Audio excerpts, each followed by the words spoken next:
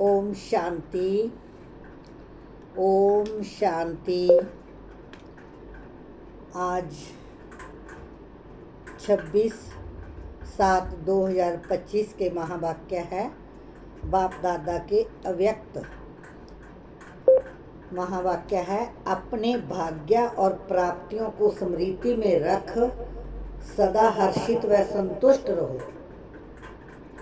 आज बाबा ने कहा है, अपने भाग्य को और प्राप्तियों को स्मृति में रख सदा हर्षित व संतुष्ट रहो। दृष्टि, वृत्ति और प्रवृत्ति द्वारा संतुष्टता का अनुभव करवाओ।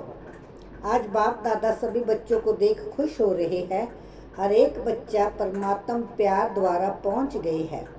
तो आज बाप दादा हर एक बच्चे के मस्तक में भाग्य की रेखाएं देख रहे हैं। ऐसा भाग्य और इतना बड़ा भाग्य सारे कल्प में किसी को प्राप्त नहीं है, क्योंकि आपको भाग्य देने वाला स्वयं भाग्य दाता है। हर एक के मस्तक में पहले तो चमकता हुआ सितारा का भाग्य चमक रहा है। मुख में मधुर वाणी की रेखा चमक रही है। होठों पर मधुर मुस्कान की रेखा चमक रही है। दिल में दिलाराम बाप के लवलीन की रेखा चमक रही है। हाथों में सर्व खजानों की श्रेष्ठता की रेखा चमक रही है। पाँव पर हर कदम में पद्म की रेखा चमक रही है। अभी सोचो, ऐसा भाग्य और किसका हुआ है। इसलिए आपके यादगार चित्रों का भी भाग्य वर्णन होता है। जय भाग्य स्वयं भाग्य विधाता ने हर एक बच्चे का बनाया है। बाप दादा हर बच्चे का भाग्य देख हर बच्चे को मुबारक दे रहे हैं। वाह बच्चे वाह, जय भाग्य इस संगम पर ही मिलता है और चलता है। संगम युग का सुख सब युगों में श्रेष्ठ है। सतयुग का भाग्य भी संगम के पुरुषार्थ की प्रलब्ध है। इसीलिए संगम युग की प्राप्ति सतयुग की प्रलब्ध से भी ज़्यादा है।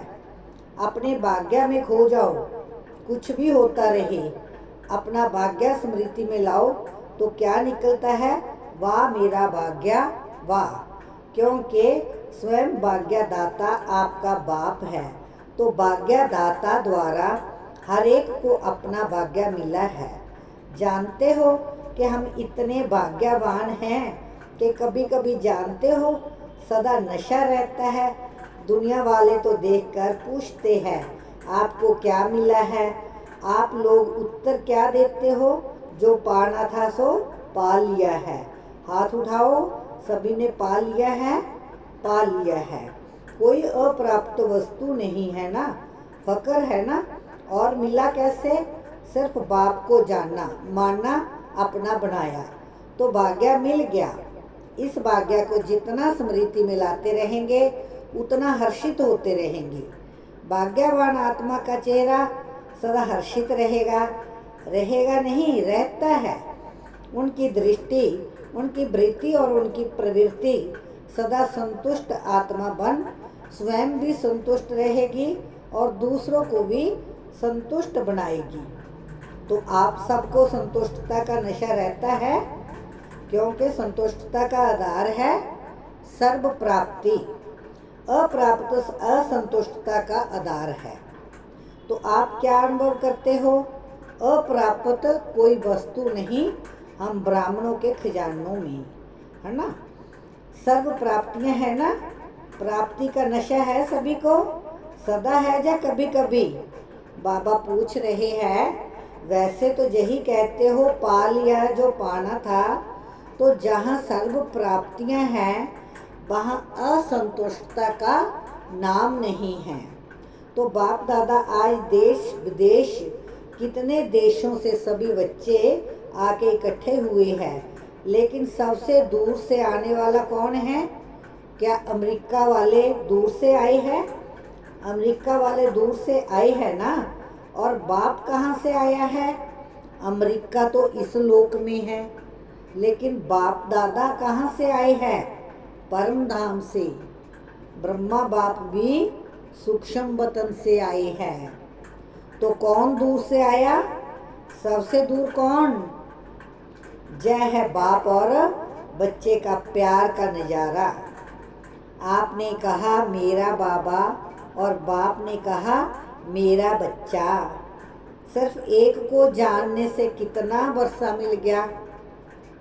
दुनिया वाले सुख के लिए, शांति के लिए ढूंढ रहे हैं। कहाँ शांति मिलेगी, कहाँ सुख मिलेगा, और आपकी जीवन ही सुख शांति संपन्न हो गई।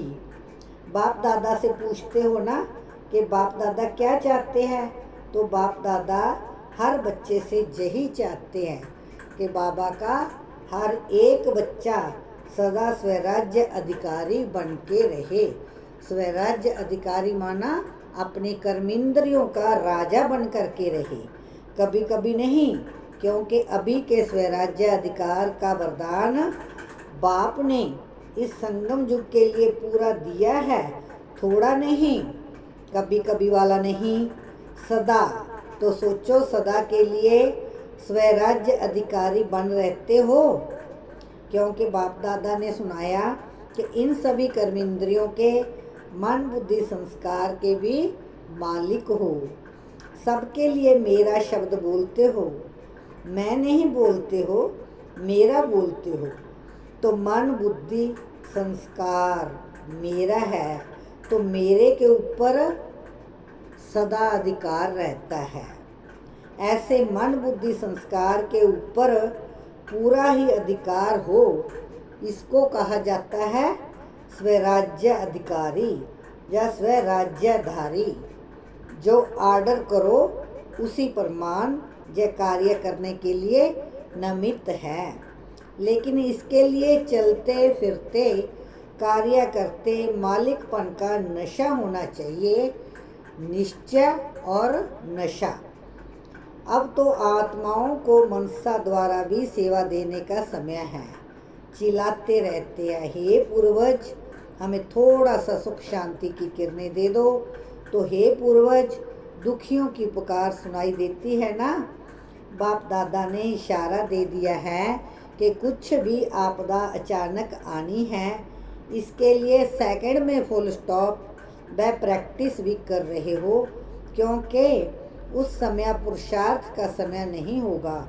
अभ्यास करें, लगाओ फुल स्टॉप और हो जाए आश्चर्य की मात्रा। क्या कहेंगे इसको? इसलिए बाबा ने कहा है, बाबा ने कहा है इसीलिए पुरुषार्थ का समय अभी मिला हुआ है। उस समय प्रैक्टिकल करने का समय है, तो अभी से इस अभ्यास को कर भी रहे हैं। बाप दादा रिजल्ट देखते हैं, अटेंशन में है, कर भी रहे हैं, लेकिन और भी अटेंशन को अंडरलाइन करो। देखो पुरुषार्थ कितना सहज है। मैं भी बिंदी, लगाना भी बिंदी है, सिर्फ अटेंशन देना है। बाप दादा विशेष बच्चों को सुगात देते हैं, बच्चे मैं आपके सदा साथ हूँ। बाबा कहा और बच्चों के लिए बाप सदा हाजिर है। जो कहा गया है हजूर हाजिर है, सर्वव्यापी नहीं है, लेकिन बच्चों के आगे हजूर हाजिर है। तो सदा विजयी बनना, जहाँ भगवान साथ है वहाँ विजयी बनना क्या मुश्किल है। विजय आपका जन्म सिद्ध अधिकार है। सिर्फ मेरा बाबा कहा तो विजयी है ही विजयी। इसीलिए सदा विजयी बनना जो याद में रहता है उसके लिए अति सहज है, मुश्किल नहीं है। जहाँ भगवान है वहाँ विजय है ही। तो आज बाप दादा सभी बच्चों को देख खुश हो रहे हैं कि कितने स्नेह से, कौन से साधन से आए हैं। ट्रेन में जब प्लेन में आए हो, वह तो शरीर के द्वारा पहुंच गई है, लेकिन दिल से तो प्यार आपको जहां लाया है। हिम्मत आपकी है, मदद बाप की है। अभी बाप दादा यही चाहते हैं कि हर बच्चा हर कर्म में अपने स्वराज्य की सीट पर स्थित रहे। अच्छा, बाबा ने कहा सभी स्थित रहो। बाबा का वरदान है कि जो हिम्मत रखेगा उसको बाप की मदद भी मिलेगी, और हिम्मत से जितना भी आगे बढ़ना चाहो वह चांस है, क्योंकि टू लेट का बोर्ड नहीं लगा है। याद में रहो, और जो प्राप्त हुआ है उससे औरों की सेवा भी करो।